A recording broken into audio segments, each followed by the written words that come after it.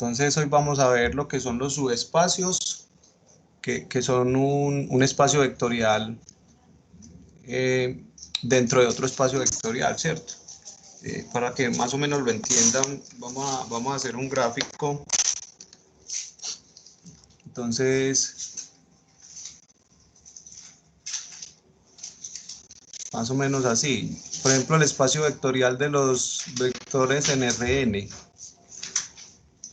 Un subconjunto un subconjunto sería el conjunto de los vectores en R2. ¿Cierto? Entonces, R2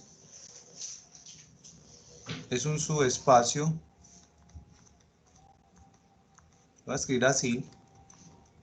Debido a que es un subconjunto de R.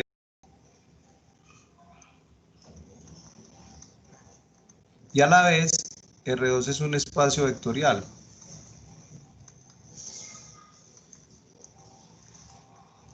Listo. Entonces vamos a ver otros espacios vectoriales, pero en este caso que están metidos dentro de espacios vectoriales más grandes. Por ejemplo, las matrices cuadradas. Entonces yo tengo el conjunto de las matrices de M por N, todas las matrices, y por acá hay un conjunto de matrices cuadradas. Las matrices de M por N son un espacio vectorial.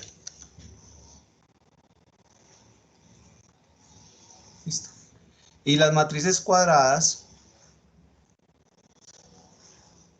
son un subconjunto de las matrices rectangulares. Entonces, estas señoritas también son un espacio vectorial, las cuadradas. Entonces, yo podría decir que las matrices de cuadradas de n por n son subespacios de las matrices rectangulares. Entonces, en la clase de hoy vamos a mirar cómo se relacionan los espacios vectoriales que están metidos dentro de espacios vectoriales más grandes, ¿cierto? Por ejemplo, esto. Y este, que es un espacio vectorial, a la vez sería un subespacio de las matrices rectangulares. Vamos a ver algunos ejemplos de subespacios vectoriales, y esto sería la siguiente clase, que es conjunto generador e independencia lineal. Entonces, lo que vamos a ver hoy es espacios vectoriales más pequeños o que están incluidos en otros espacios vectoriales. Esos espacios reciben el nombre de subespacios. Entonces, comencemos por acá. Vamos a definir qué es un subespacio. Entonces, un subconjunto no vacío W. Entonces, yo tengo un conjunto que es un espacio vectorial. Recuerden que un espacio vectorial es un conjunto. Ahora, ese espacio vectorial, ¿cierto? Puede tener subconjuntos. La primera condición es que W no puede ser el vacío. O sea, tiene que tener al menos un elemento. ¿Me entienden, muchachos?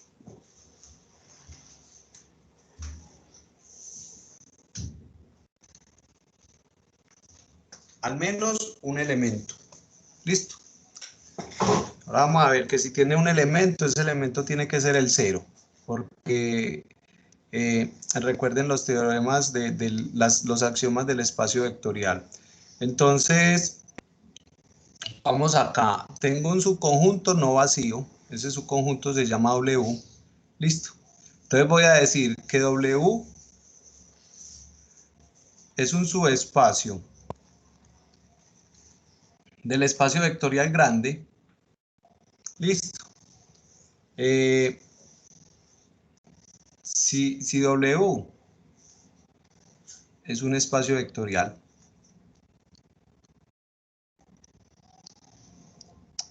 la definición es muy sencilla. O sea, cualquier subconjunto de un espacio vectorial que sea espacio vectorial es un subespacio del conjunto. Digámoslo acá, cualquier subconjunto del espacio vectorial B que sea espacio vectorial, W es espacio vectorial, W es un subespacio de B. ¿Listo? Pero ojo con la condición que W no puede ser el vacío. Entonces, partiendo de eso, yo podría decir lo siguiente. Yo podría afirmar, por ejemplo, demuestre que el subconjunto x1, 0, x2 es un subespacio de R3. ¿Listo? Entonces tú lo puedes ver de la siguiente forma.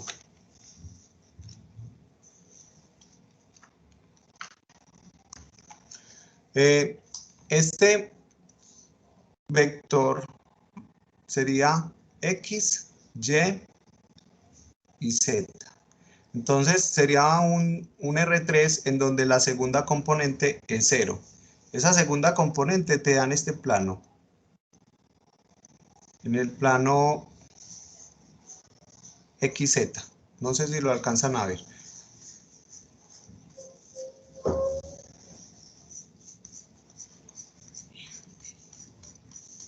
Listo. Ese sería, obviamente esto sigue para abajo. Este sería el subespacio. El subespacio sería el plano. Entonces lo que hay que demostrar es que W cumple con todas los 10 axiomas del espacio vectorial. Entonces, los 10 axiomas serían estos.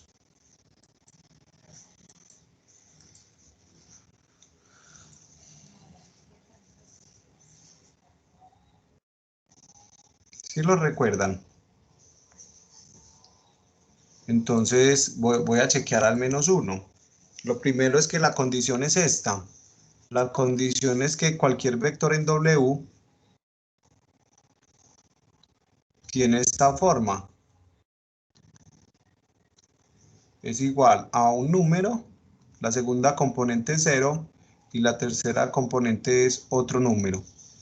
Entonces, miremos si un vector U con un vector B o con un vector W me cumple lo primero. Entonces sumen U más B. Entonces sería el vector U, que sería U1, 0, U2, más el vector B, que sería B1, 0, B2. Y esto da un vector U1 más B1, 0 más 0, y U2 más B2. Entonces aquí se ve que la segunda componente es 0, que es la condición que me interesa, no me interesa más. Entonces esto también pertenece al plano. ¿Qué estoy diciendo ahí? Que si yo cojo dos vectores que estén en este plano y los sumo, el resultado va a estar en el plano, no se me va a salir del plano XZ. Entonces cumpliría la primera condición. La segunda condición, de aquí mismo se ve que esto es igual al vector B1 más U1, 0, B2 más U2, y esto sería igual a B más U. Entonces sigue cumpliendo que U más B es lo mismo que B más U, cumple la propiedad conmutativa. La propiedad asociativa la cumple, entonces tendría tres vectores. Este sería el vector U más B. Y a eso sumémosle W.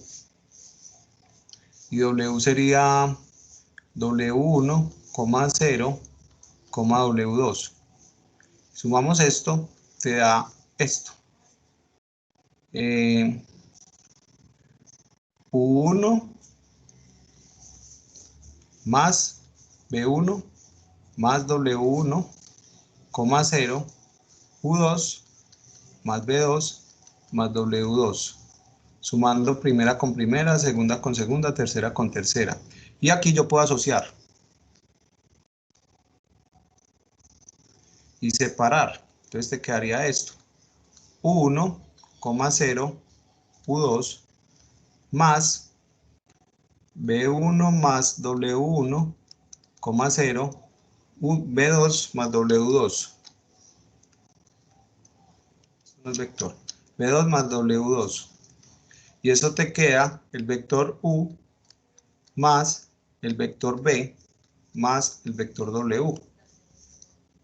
Entonces demostramos que U más B más W era de lo mismo que esto, perdón, que esto, que es U más B más W.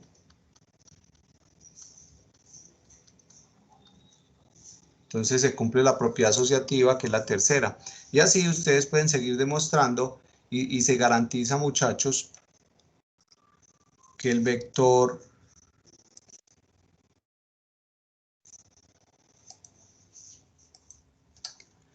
que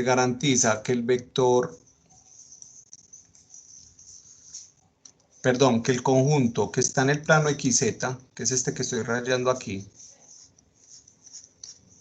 los vectores que están sobre ese plano, listo, son un espacio vectorial. El plano XZ es un espacio vectorial. Y como el plano XZ es un espacio vectorial y a la vez es un subconjunto no vacío de R3, entonces se garantiza que XZ, que lo llamamos W, es un subespacio de R3. Listo. Preguntas.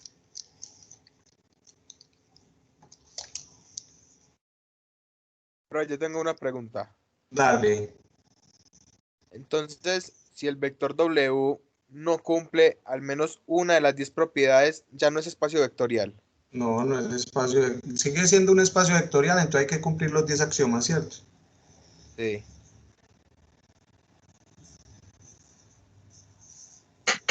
Listo. Profe, Señor.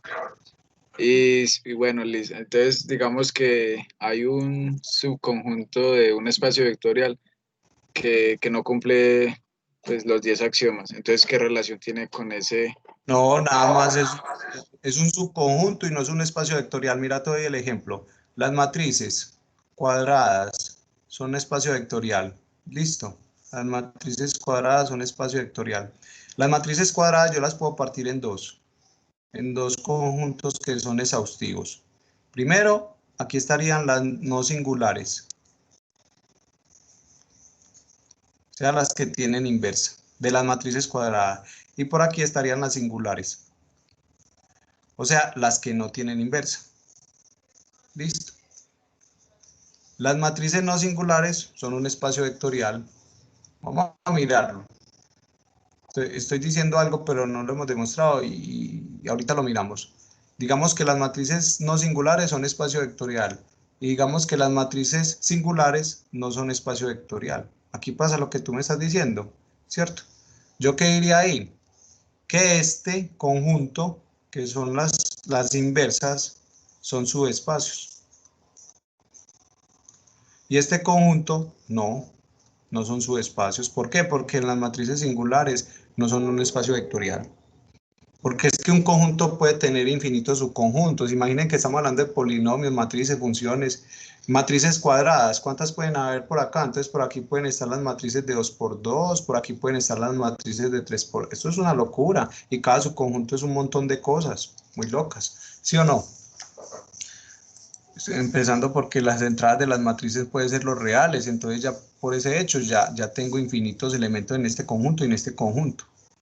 Entonces... La pregunta tuya es, ¿qué pasa si el conjunto no es espacio vectorial? Nada, no puedes garantizar que esto es su espacio. Bueno, ahora, ¿para qué tanta carreta? Ustedes dirán, bueno, ¿y para qué quiero saber qué es un subespacio? Porque el teorema que sigue te facilita a vos demostrar si un conjunto es un subespacio o no. Y con eso puedes encontrar fácilmente los espacios vectoriales. Entonces, vamos a meternos en este teorema. Listo.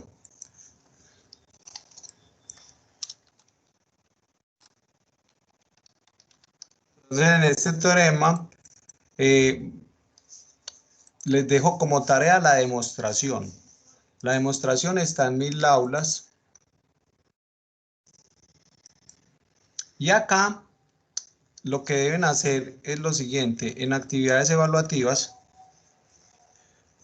Se cierra el jueves. Porfa, no lo dejen cerrar.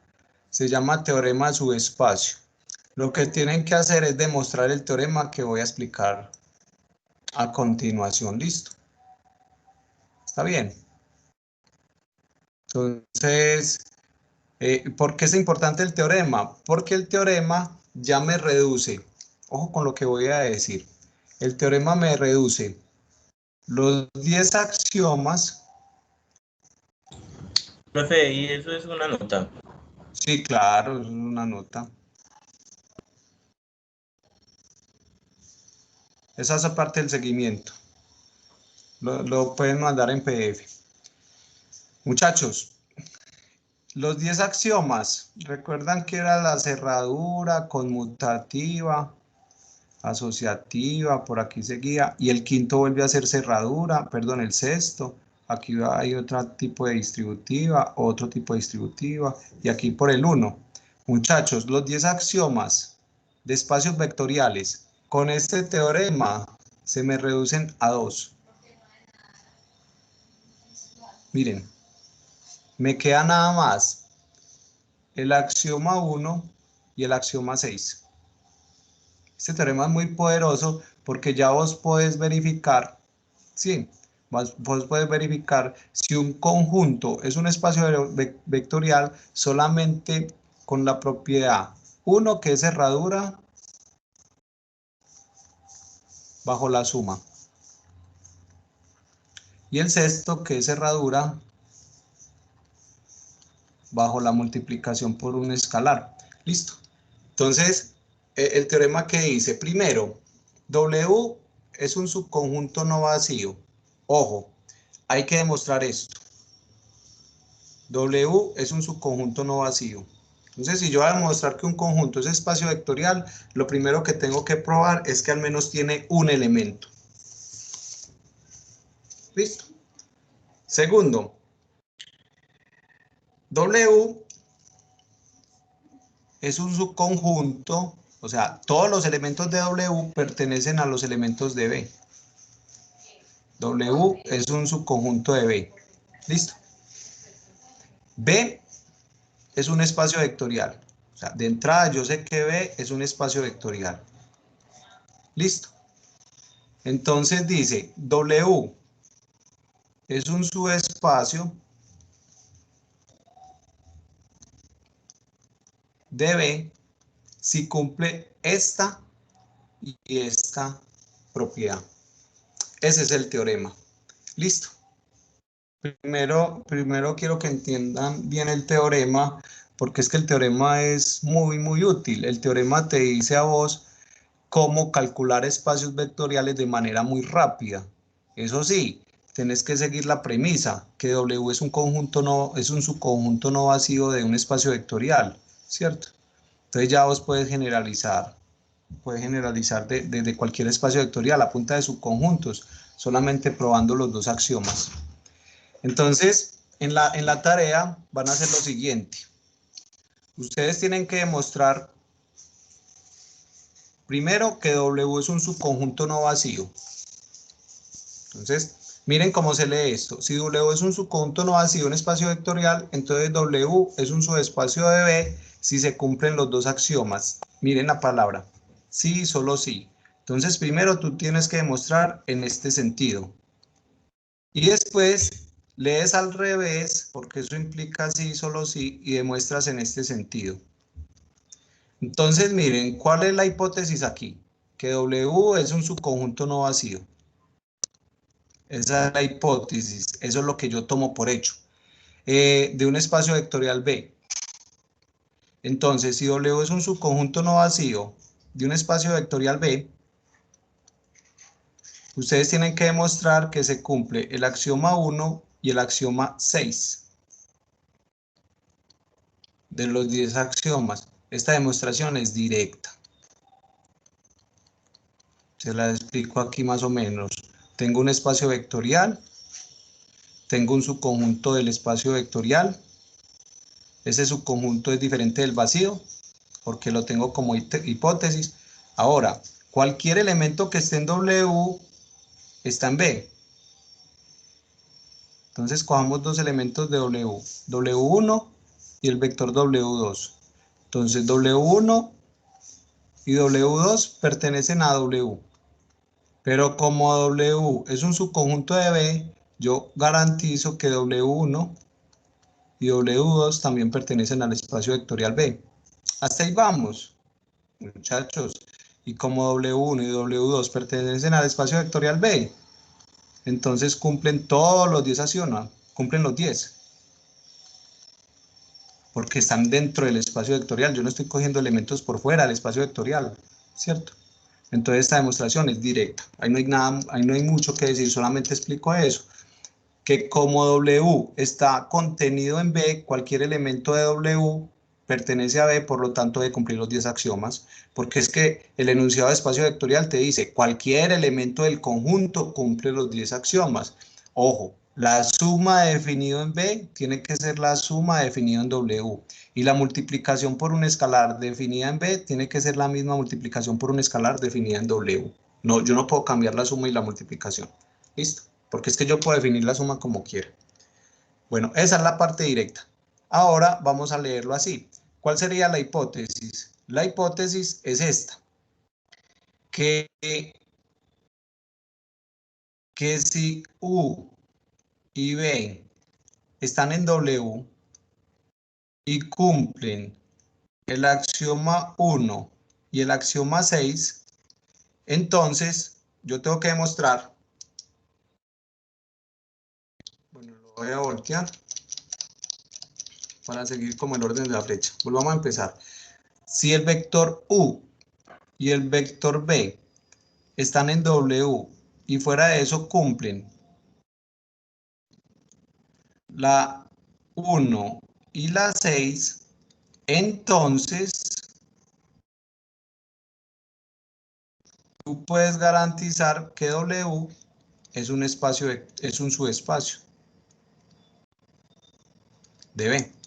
Entonces, acá yo tengo que coger un vector que esté metido en W. Voy a coger tres vectores, el W1, el W2 y el W3.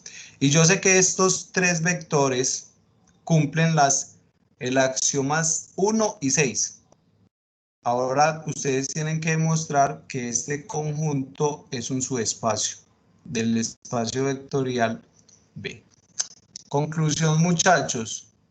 Sabiendo que los vectores cumplen los dos axiomas, ustedes lo que tienen que demostrar es que los vectores cumplen los 10 axiomas. Los 10. Listo. Entonces, esa demostración es un poquito más larga, pero es muy sencillita. Miren. Me voy a ayudar con esta y esta son las que cumplen los dos vectores.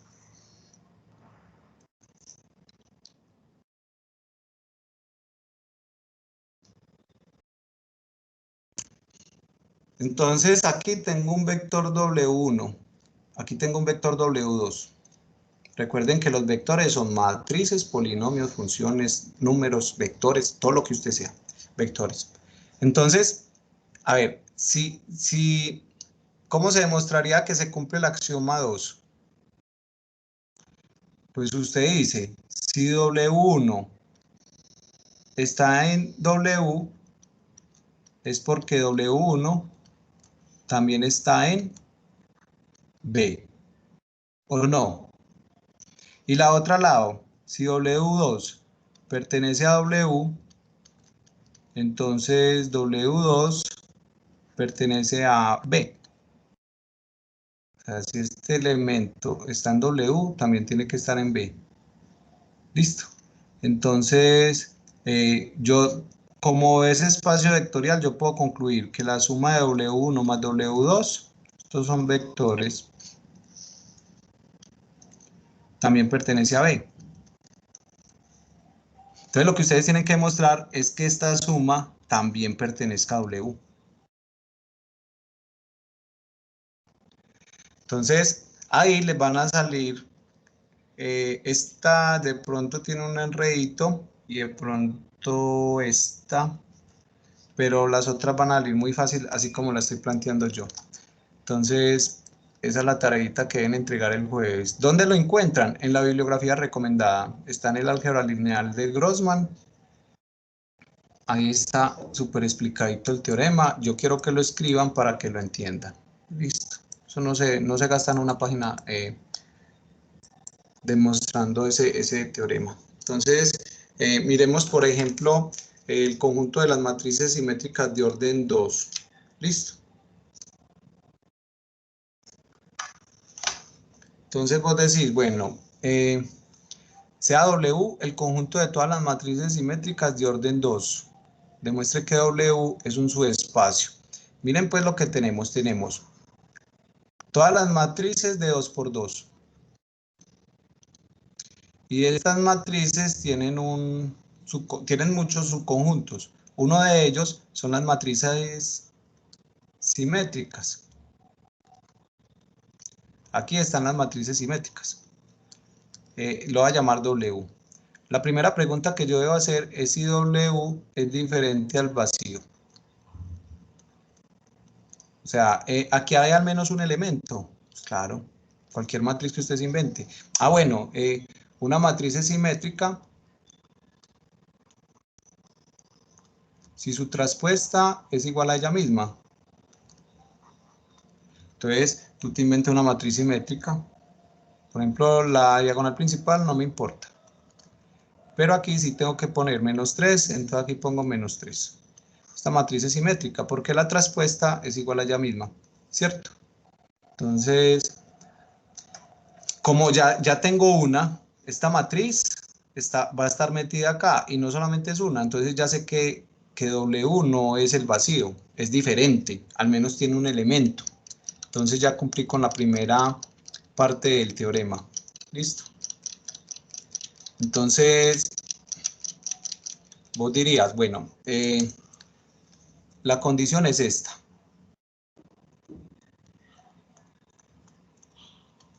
Que la matriz sea igual a su traspuesta. Y estoy metido en las matrices de 2 por 2. No me interesa más. ¿Listo?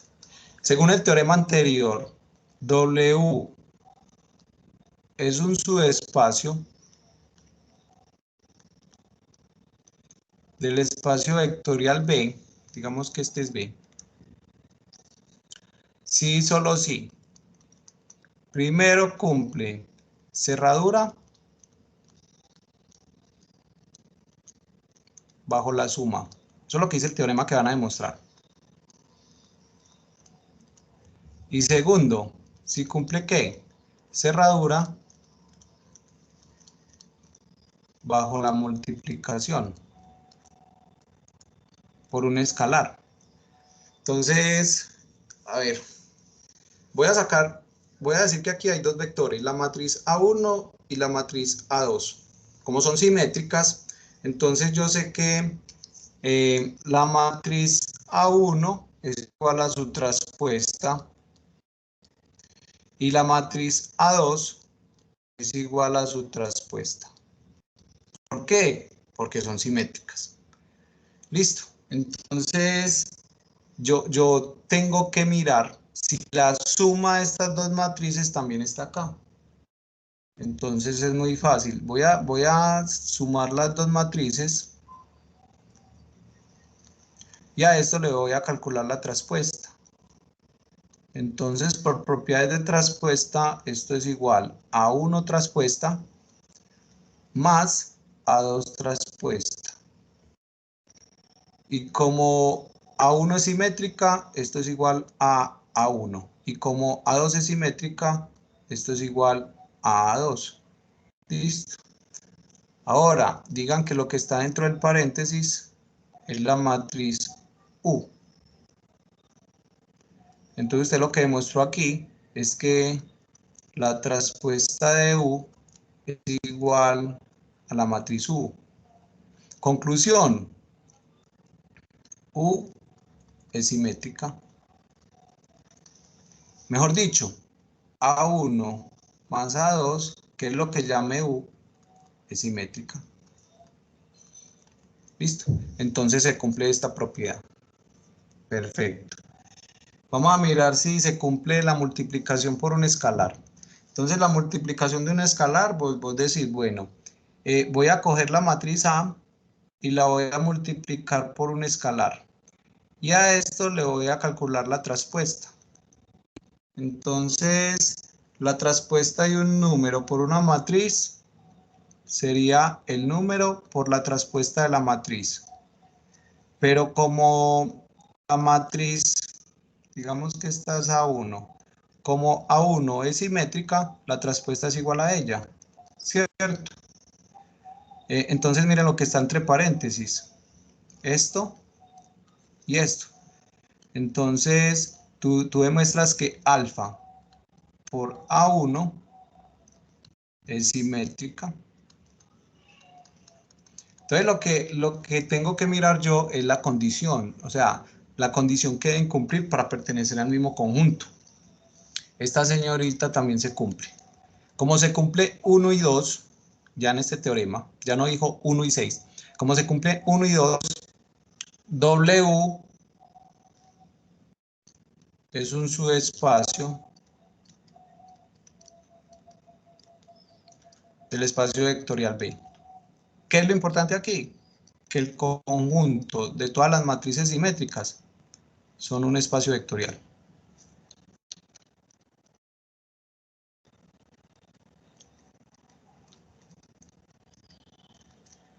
La cogieron. Preguntas, muchachos.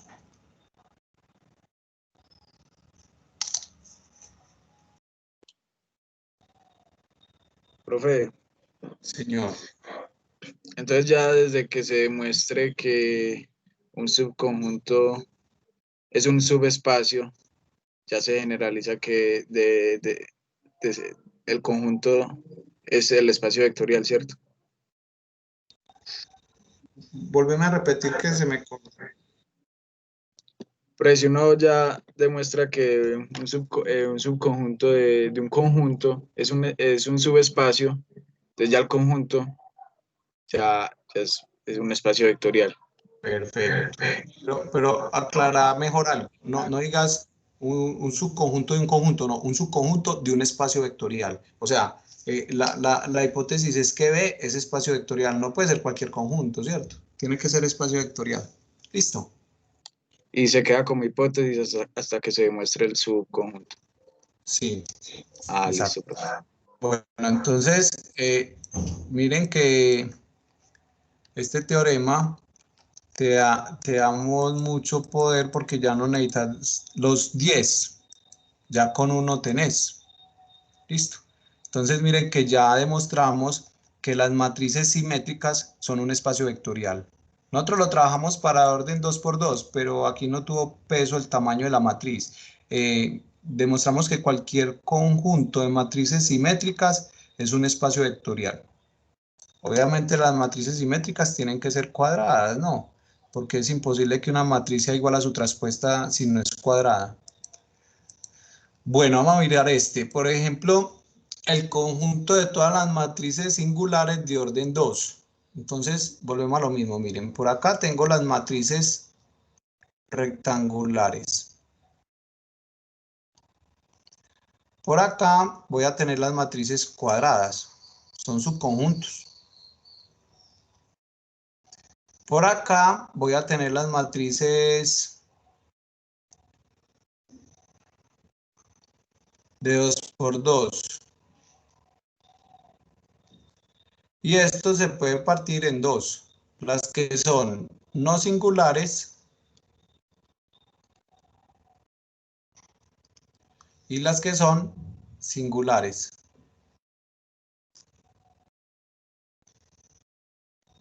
Matrices de 2 por 2 que son singulares. Este conjunto es el que me interesa. ¿Está bien?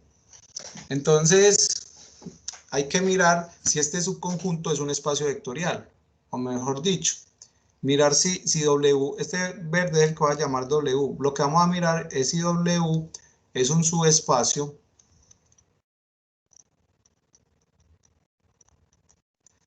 Nosotros sabemos que las matrices de 2 por 2 son espacios vectoriales. Entonces ahí tengo sentido hablar de B. Voy a decir que esto es un espacio vectorial. Es un subespacio de B. Listo. Si voy a mirar eso, ¿qué necesito saber? Primero, que W sea no vacío. Muchachos, hay matrices de 2 por 2 que no tengan inversa. Pues claro, la más fácil, vean. Una fila de ceros. Esta matriz no tiene inversa. ¿Por qué? Porque el determinante es 0. ¿Por qué sé que el determinante es 0? Porque tiene una fila de ceros o una columna de ceros. Listo. Y por ejemplo esta matriz, la matriz B. Pongámosle la fila aquí arriba.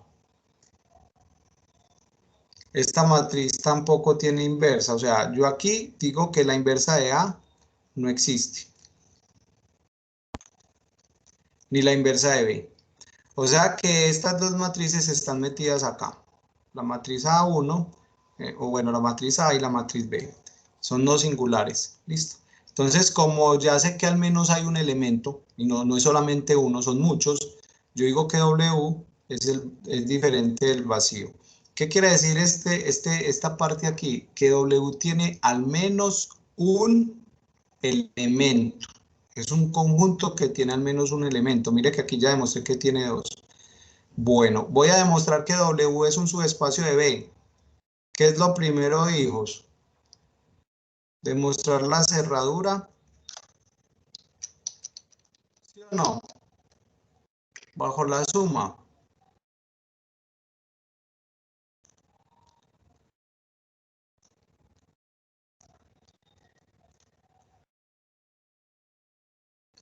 Entonces, si usted suma una matriz de aquí con otra matriz de aquí, esta matriz te va a dar otra matriz de 2 por 2. Pero la condición es que la matriz sea singular. O sea, que no tenga inversa. Esa es la condición, que cualquier matriz que usted sume de aquí con otra matriz, siempre le dé una matriz que no tenga inversa. Ah, bueno, entonces sumemos A más B. A más B es 1 más 0, 1. 0 más 0, 0. 0 más 0, 0. 0 más 1, 1. Ojo, estoy sumando dos matrices no singulares. Y ya sé que esta matriz es la identidad. ¿Y la identidad tiene inversa? Claro. Esta matriz es no singular. ¿Y qué te tenía que dar? Singular. O sea que W no es un subespacio de B. O sea que el conjunto de las matrices singulares, sí, muchachos, no son un espacio vectorial. Con un elemento que yo muestre, porque es que son absolutamente todos los elementos de W, son los que tienen que cumplir los 10 axiomas. Pero con el teorema del subespacio ya demostré que nada más tienen que cumplir 2. Y el primero ya no me da. Entonces yo paro ahí y concluyo. Preguntas, muchachos.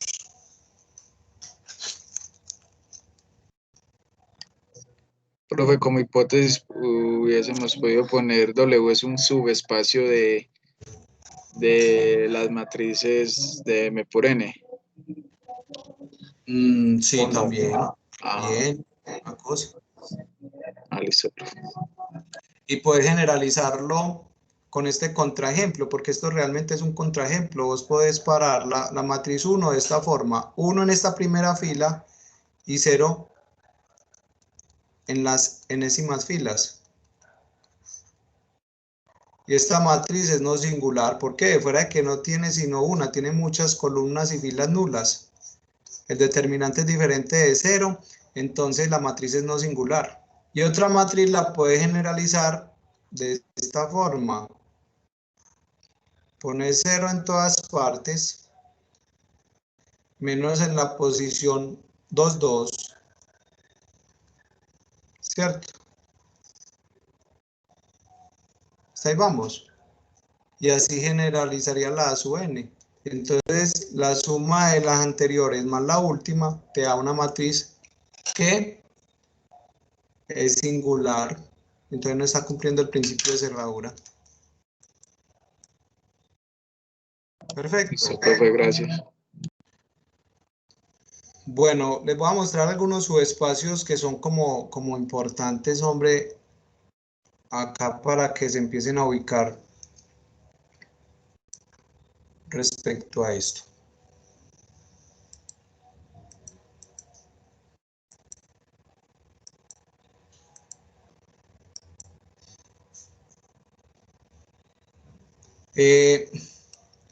Por ejemplo, en este conjunto, vea, ¿quién no ha oído hablar de las funciones?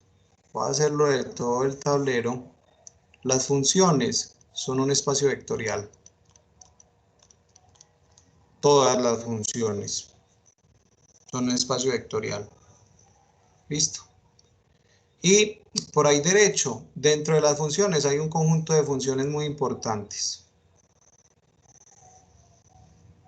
Las funciones integrables. Las funciones integrables son un espacio vectorial. Y ustedes saben que para que una función se pueda integrar, y que hay un conjunto dentro de las funciones integrables que son las funciones continuas. No todas las funciones integrables son continuas, algunas, pero dentro de las funciones integrables hay un subconjunto grande que son las funciones continuas. Esas funciones continuas también son un subespacio. Listo. Y ahora sí, para poder derivar una función, esa función me exige la continuidad. Entonces por acá estarían las funciones diferenciables.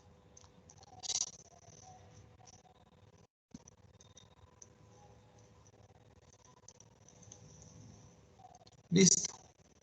Y una de las funciones, pues el conjunto de funciones más, pues con el que empieza uno a derivar son con los polinomios. Entonces por aquí aparecerían las funciones polinómicas. Entonces vamos a ponerle número a esto. 1, 2, 3, 1, 2, 3, 4. O sea que este sería el conjunto 4. El verde sería el subconjunto 3. El amarillo sería el subconjunto 2. Y el moradito sería el subconjunto 1. Y las funciones, digamos que es el conjunto W. Muchachos, W, o mejor dicho, W1, que es el conjunto de las funciones integrables, es un subconjunto de W. Y fuera de eso, W2, que es el subconjunto de las funciones continuas, es el subconjunto de W1 y también de W. Y así podría escribir W3, W4. W4, las funciones polinómicas son un subconjunto de las funciones derivables. Y a la vez son un subconjunto de las funciones continuas. Y a la vez son un subconjunto de las funciones integrables. Y fuera de eso, todos los W sub I son subespacios. Entonces, ¿por qué son subespacios? ¿Por qué las polinómicas son subespacios? Porque si usted mira, es un subconjunto no vacío de las derivables. O sea, al menos hay un polinomio, lo voy a escribir. Esto es un polinomio de grado 1. Y fuera de eso, si usted suma dos funciones polinómicas, el resultado es otra función polinómica. Y si usted un polinomio lo multiplica por un escalar, el resultado es otro polinomio. Entonces está cumpliendo la cerradura bajo la suma y bajo la multiplicación. Entonces, estos son todos espacios vectoriales. Listo. Ojo, cada W sub I es diferente del vacío. Listo. Ok. Entonces, si vos vas a demostrar eso, pues debes demostrar que, por ejemplo, la suma de dos funciones derivables debe dar otra función derivable, o que la suma de dos funciones continuas debe dar una función continua. y que la multiplicación por un escalar de una función por el escalar me debe dar una función continua. Listo. Y ya con el teorema se salva la vida. Y ahora, ¿para qué enredarse la vida con espacios vectoriales? Lo que les decía la clase pasada. Si yo encuentro una propiedad para el conjunto azul, como esto es un espacio vectorial, esa propiedad la puedo expandir al conjunto amarillo, porque el conjunto amarillo también es un espacio vectorial. Entonces, por eso es que cuando usted empieza a entender esto, se da cuenta que usted va relacionando todo esto a punta de dos operaciones elementales, que es la suma y la multiplicación por un escalar. Esas son, cuando usted le enseñan a integrar, las dos primeras propiedades que le dan es esa. En cálculo, integral, a usted le enseñan, o cuando te enseñan a derivar, te dicen, ve, la derivada, si y es igual a y', bueno, si y es igual a una función de x, entonces y' es igual a la derivada de y con respecto a x. Entonces, te dan la definición por el límite, en donde te demuestran que la derivada de una función es la pendiente de la recta tangente en ese punto, y te empiezan a describir propiedades. La primera propiedad que te dan es a que es igual la derivada de la función por un escalar. Entonces usted dice, esto es alfa veces la derivada de la función. Y también te dicen, bueno, ¿a qué es igual la suma de dos funciones derivables? Entonces te dicen que esta es la derivada de la función f más la derivada de la función g. Conclusión, la derivada de una suma es la suma de las derivadas. Listo. Y esto de ahí siempre parten, siempre que te estén explicando un concepto, parten de estas dos operaciones elementales, ¿cierto? Ok.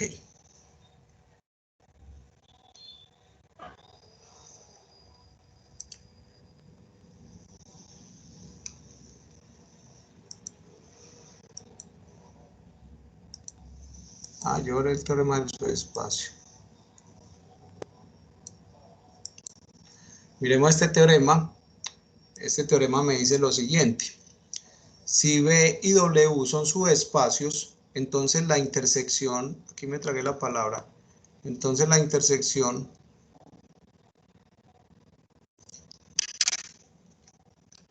espéreme porfa.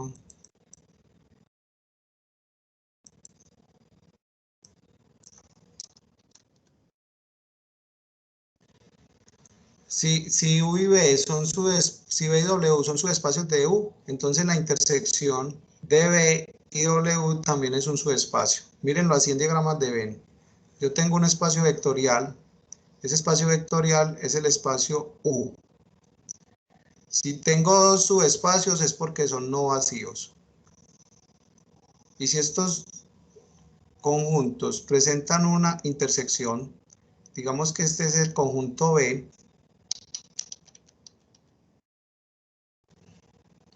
el conjunto B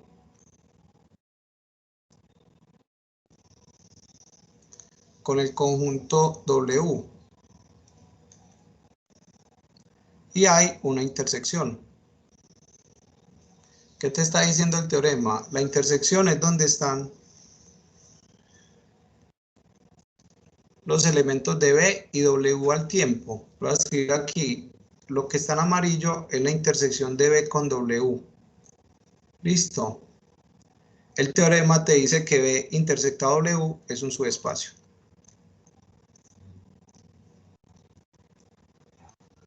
Es un subespacio del conjunto del espacio vectorial grande, que en este caso sería U.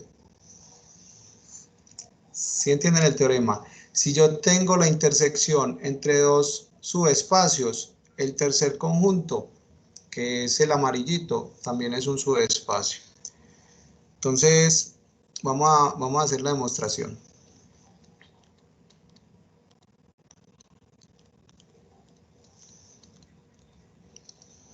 Entonces, digamos que voy a escoger un elemento que esté aquí un vector, ¿cierto?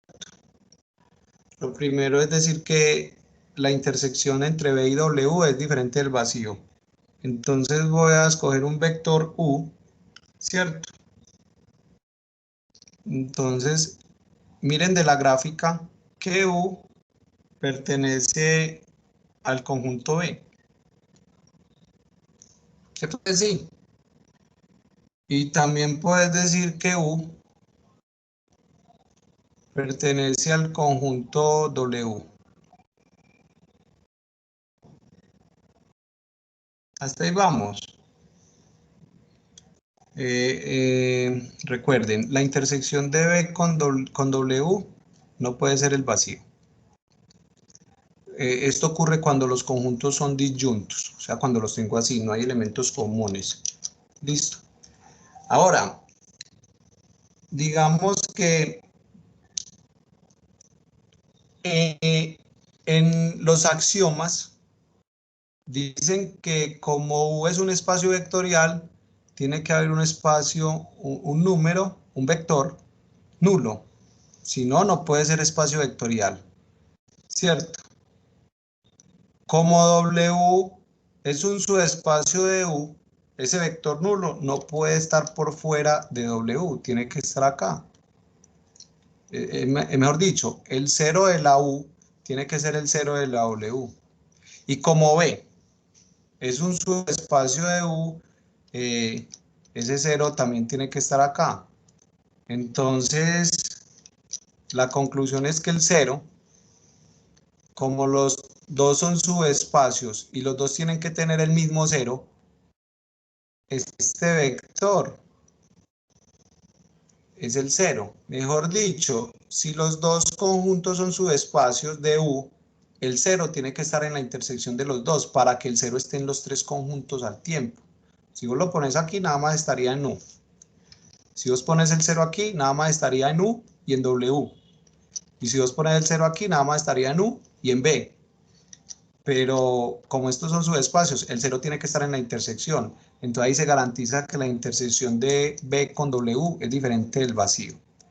Bueno, vamos a coger dos elementos que pertenezcan a la intersección.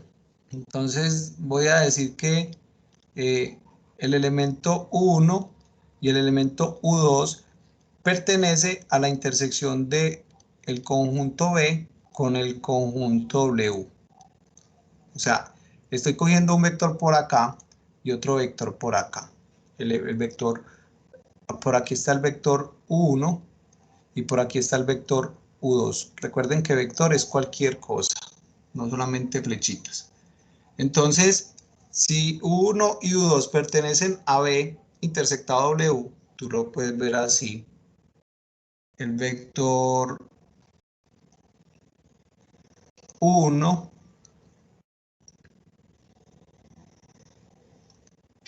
más el vector U2. Dígame si esto se puede escribir. Pertenece a B. Si U1 y U2 pertenece a la intersección, yo puedo garantizar que la suma de esos dos vectores pertenece a B. Sí, ¿Por qué? que también está contenido, esos dos vectores también están en B. Porque están en B, pero estoy hablando de la suma. Si los dos vectores están en B, la suma también está en B, porque B es un espacio vectorial. Entonces debe cumplir los 10 axiomas, y este es el primero. Miren que aquí te están diciendo que B es un espacio vectorial. ¿Sí lo ven? Entonces, como es un espacio vectorial, la suma de los dos vectores están en B. Y miren la otra afirmación que voy a decir. Si U1 y U2 pertenecen a la intersección, entonces la suma de U1 y U2 pertenece a W.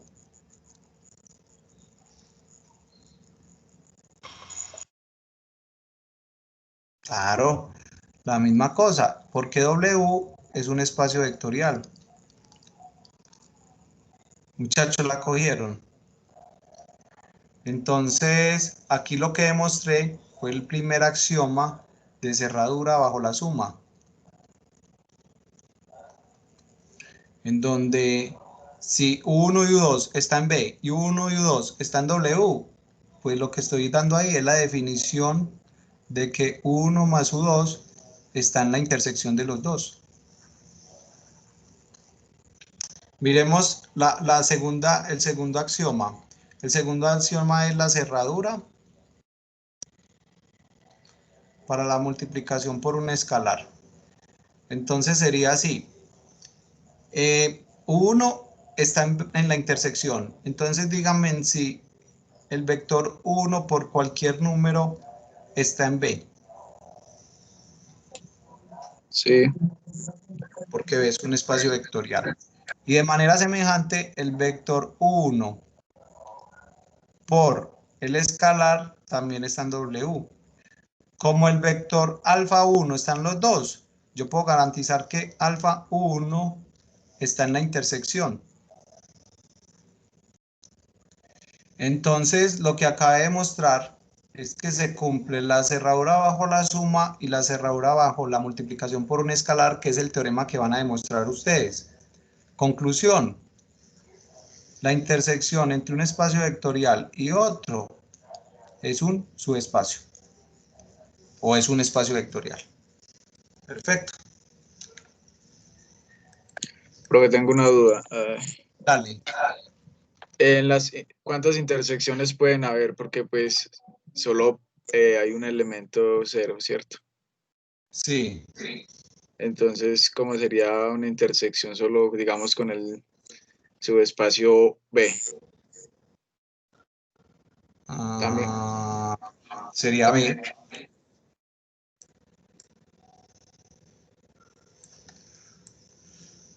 Por ¿Cómo así? ejemplo,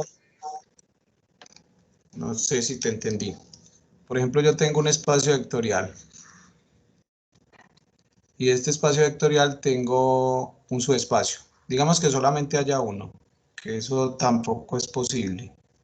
El vector B. Listo. Entonces, no sé si la pregunta es ¿cuál es la intersección de B con U? No, es más que cuántas intersecciones pueden haber. No. Todas las que usted quiera. Lo que pasa es que yo creo que a uno no le da la cabeza para imaginárselas. Pero mira que yo puedo tener muchas intersecciones.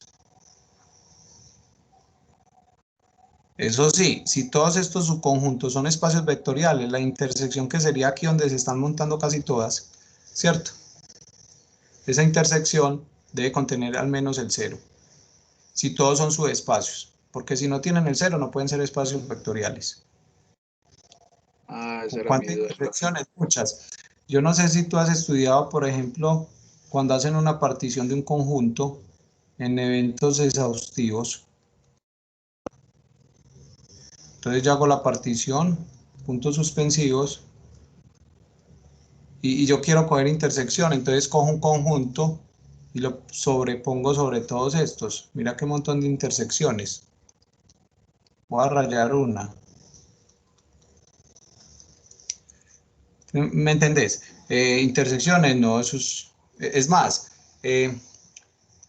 Aquí uno, por ejemplo, si yo tengo la suma de los primeros números impares, ¿cierto? Entonces yo hablaría de n más 1, súmelos. Aquí, pues si yo hablo de dos conjuntos, digo el conjunto A intersectado el conjunto B, pero también puedo decir la intersección entre todos los A sub I para unir desde 1 hasta N. O sea, yo puedo tener muchas intersecciones, o la unión, ¿cierto? También puedo expresar esto así. Mira que es parecido a la sumatoria. La intersección de todos los conjuntos desde el conjunto 1 hasta el N, o la unión, desde el conjunto igual 1 hasta N de los A sub I. Y estos ya son conjuntos. Listo. Porque puedo tener muchas intersecciones. Mira que apenas lo estamos trabajando con dos conjuntos. Bueno, entonces, todos los subconjuntos tienen inversa. ¿cómo? Todos los subconjuntos tienen inversa. Todos los subconjuntos tienen inversa. No te entiendo. Pues Todos si los... si tienen intersección.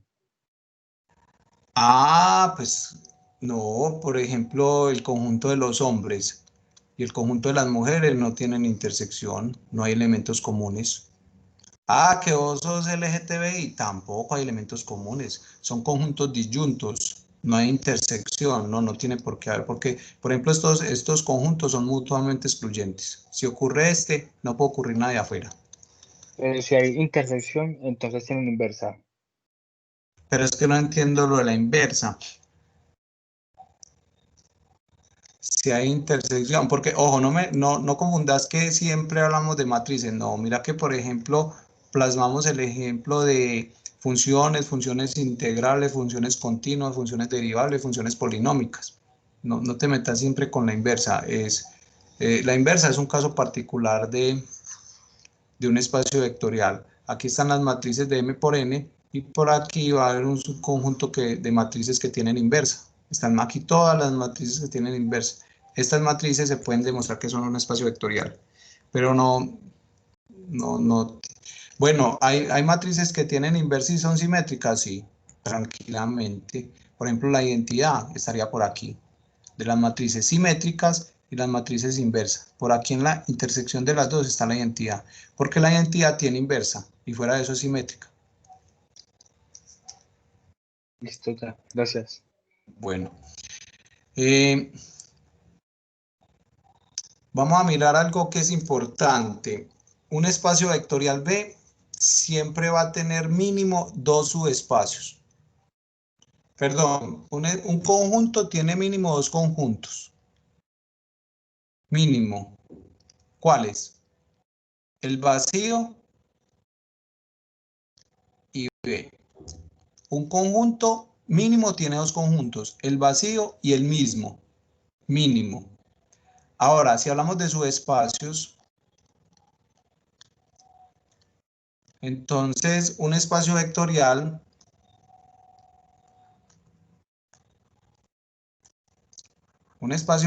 B va a tener dos subespacios, mínimo.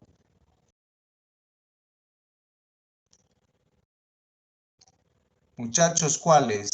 El primero, este señor, el 0. Por ejemplo, si son matrices de n por n, el 0 sería, esto lleno de ceros. Y esta matriz solamente me cumple los 10 axiomas, se los dejo de tarea. Y la otra, el otro conjunto sería el mismo. Entonces tengo dos subespacios, el 0 y el mismo. Listo. Pues esta sí es obvia, porque si él es un espacio vectorial, pues él mismo va a cumplir los 10 axiomas de una. Entonces tengan eso ahí. Un espacio vectorial mínimo va a tener dos subespacios. Esos dos subespacios se llaman subespacios propios. Ok.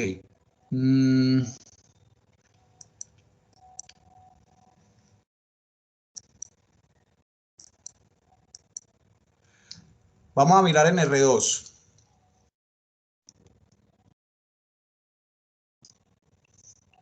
Entonces en R2, con lo que yo acabé de decir, voy a tener mínimo dos subespacios. ¿Cuáles son? Primero, el 0.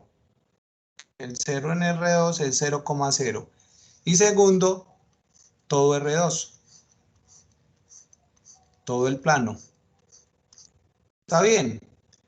Y el otro subespacio que tiene R2 son todas las familias de las rectas que pasen por el origen. Esta familia de rectas que pasen por el origen, que por cierto son infinitas, también son subespacios de R2. Muchachos, miren que si yo tengo una recta que no pase por el origen, esta recta no contiene al 0 y que contenga el 0 es obligatorio. Entonces, por eso esas rectas no son subespacios. Por ejemplo, la ecuación de la recta que pasa por el origen tiene esta forma, y igual a mx. Entonces, miremos si este conjunto es un subespacio. Entonces voy a coger un elemento que va a ser y1, va a ser igual a mx1, y voy a coger otro elemento que va a ser y2, y la condición es que sea mx2. Miremos las dos condiciones. La primera, la suma. Entonces y1 más y2 es igual a mx1 más mx2. Y esto es lo mismo que m por x1 más x2. Miren que cumple o tiene la misma forma. mx, mx. Listo, cumple.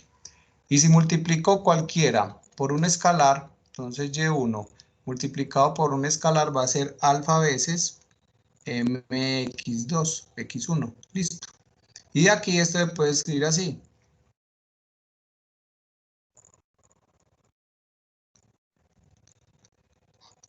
Y ahí se da cuenta uno que cumple. ¿Qué pasa para rectas que no pasen por el origen? Por ejemplo, y igual a mx1 más un b. El b tiene que ser diferente de 0. Si es 0, pues caigo en el caso anterior. Entonces, y2 sería igual a m x2 más b. Sumen, le queda y1 más y2 es igual a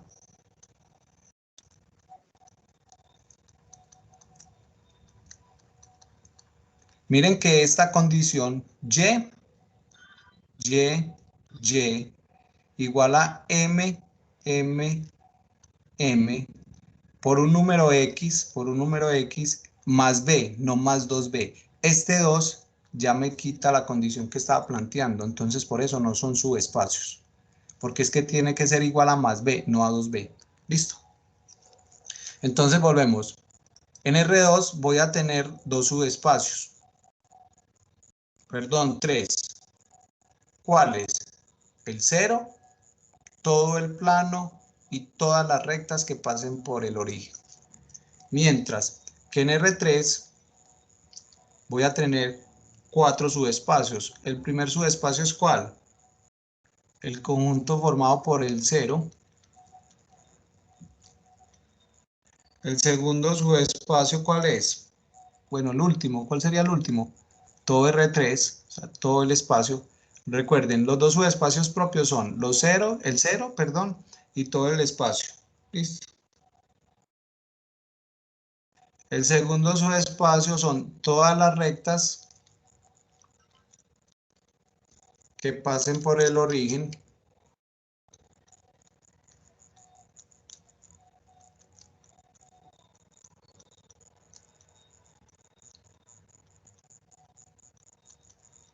Y el tercero serían todos los planos que pasen por el origen. Es que si no pasan por el origen tienen el problema de que no tienen el 0. Entonces ya dejan de ser subespacios. Listo.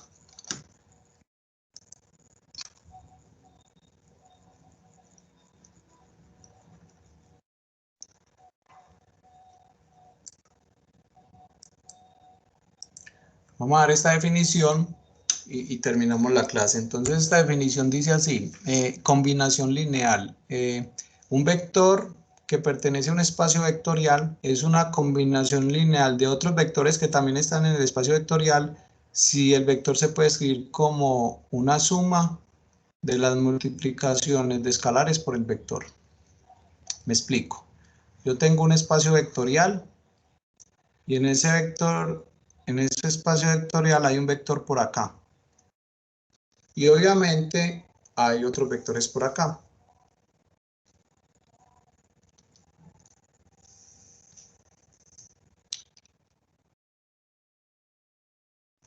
Entonces, si existen números que usted pueda escribir el vector b como un número por el vector 1 más otro número por el vector 2 más otro número por el vector k.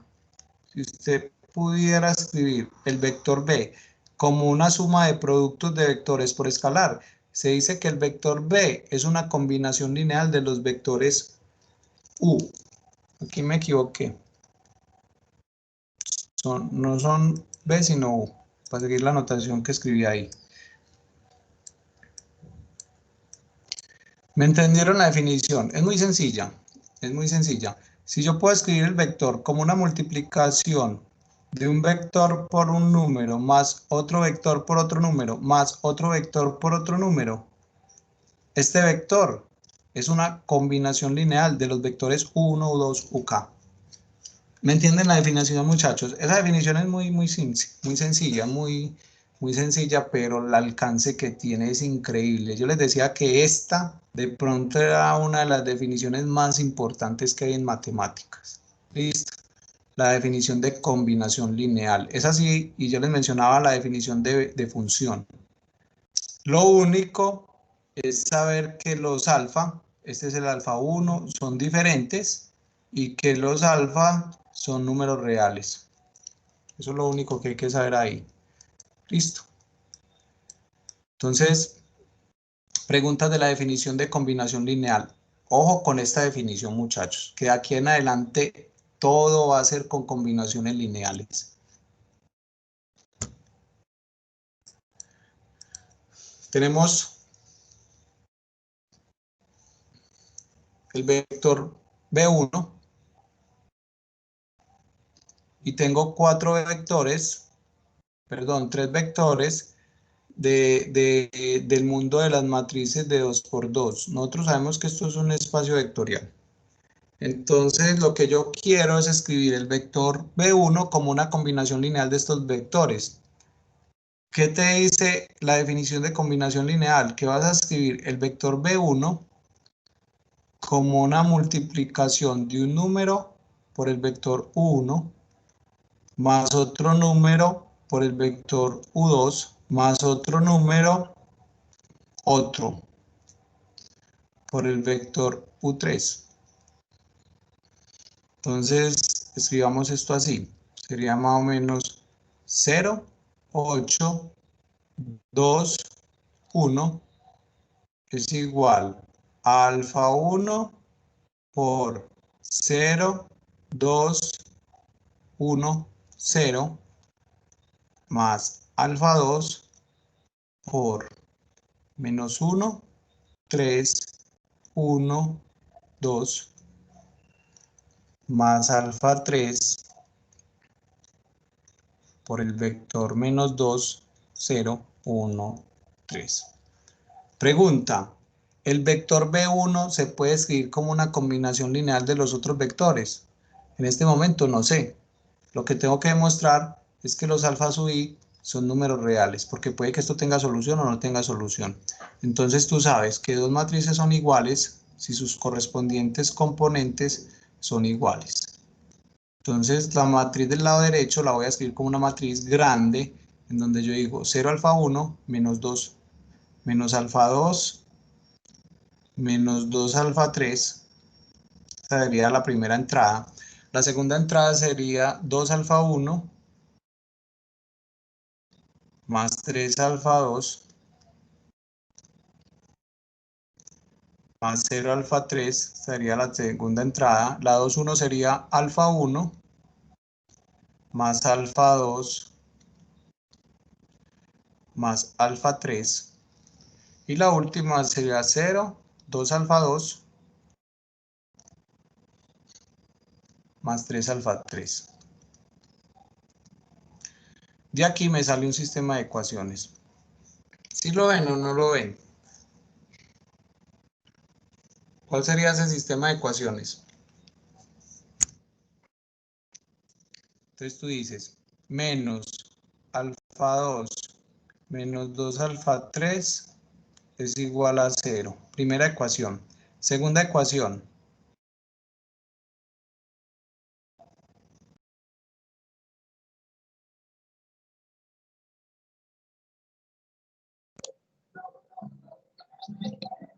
Profe 2 alfa 1 más 3 alfa 2 es igual a 8.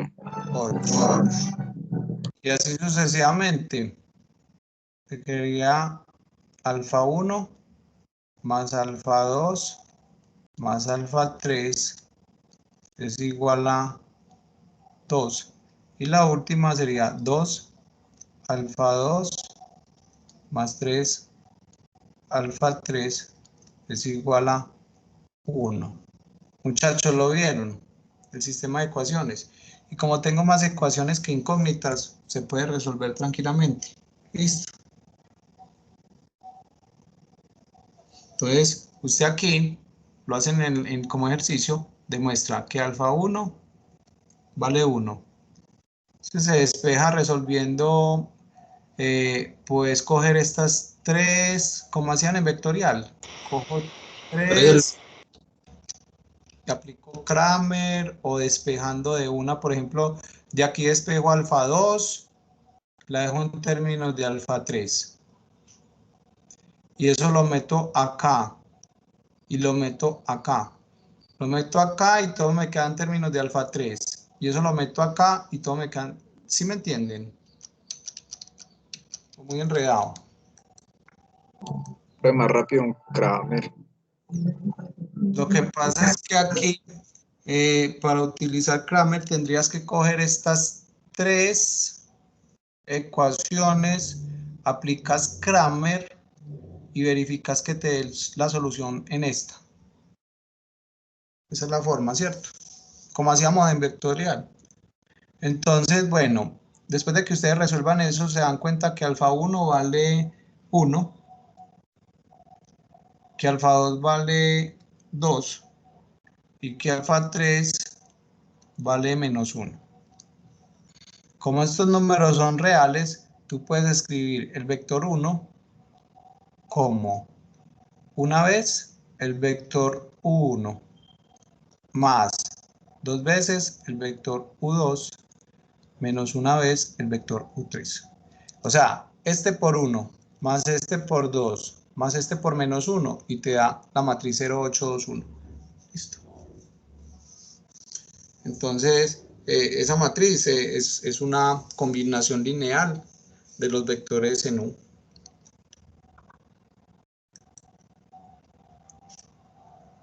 Ojo con eso de combinación lineal.